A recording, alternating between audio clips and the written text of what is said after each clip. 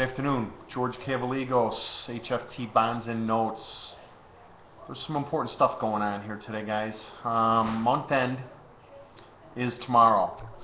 Typically, if you're buying treasuries in the cash market, it's a one-day delivery, one-day settlement process. So if you're buying them for the month end, you have to buy them today. I thought we'd see continued strong buying into the close. And then I thought maybe tomorrow we could see a pullback in the market, but the pullback got started early. And I think I kind of pointed to this in the morning email when I was kind of surprised by the huge jumps in open interest Friday.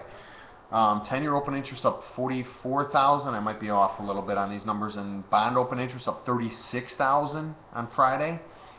Most of that was after the number. Most of that was up near the highs. I think we're kind of squeezing those guys a little bit here kind of early, and it's definitely some warning signs is what I'm trying to say.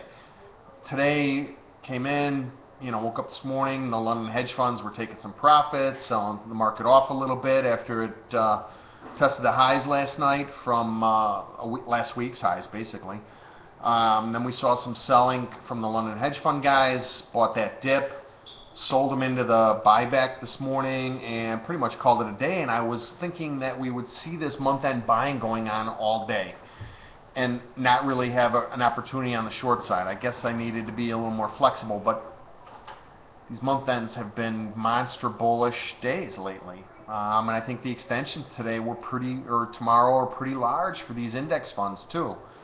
So we could still see a little bit of buying. I'm not saying this is, the end of the world or anything for the treasuries, but we tested the highs, and now what we're seeing is on the long end of the curve, bonds and ultras are closing very weak.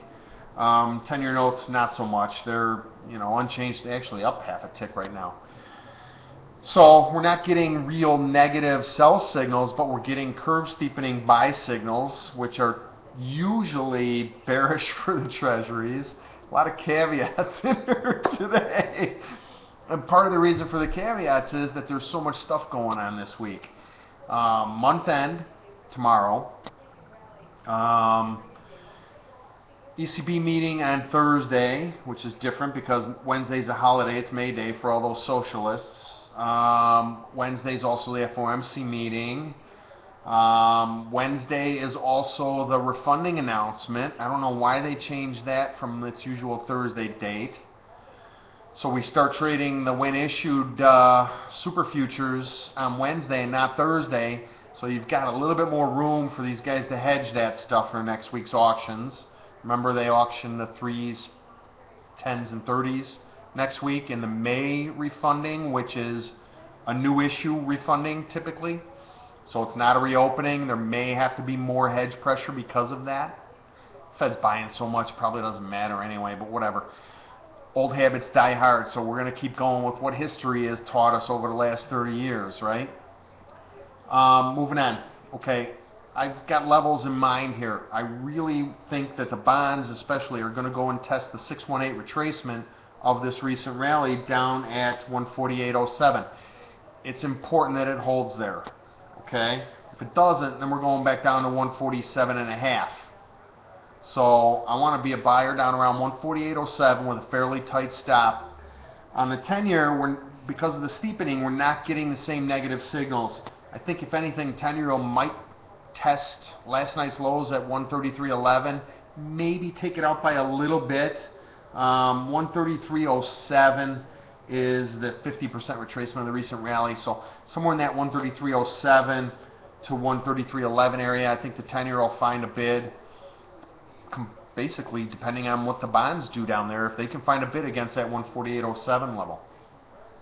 On the upside, I think if we can get back up towards that 148.28 area, the previous settlement from Friday in the bonds, and on the 10-year, I think you got to give the benefit of the doubt to the upside here still. Last night's high was, 133.17 plus. The high from that Twitter rumor last week was 133.18. 133.18 is a fib retracement. A lot of stuff up there. That whole cluster from 133.18 to 133.25, there's a bunch of resistance levels in there. So I'd almost be inclined to say don't short the 10-year until you see a new high. You short the bonds against Friday's settlement. Okay? We following here, everybody? Alright, great. Going to work on a couple more videos, doing some stuff for Jeffrey Lynn, who does all the video recording for all our HFT or our Hamzy Analytics webinars and stuff. He's helped with a lot of websites that we've done in the past, and his website is marketheist.com. I think at some point, once we get these videos done and published, they're going to be kind of introductory stuff initially.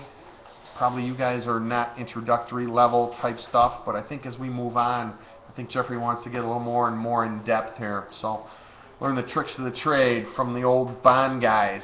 Old, emphasis on the old right now. All right, everybody, thanks. Have a great evening.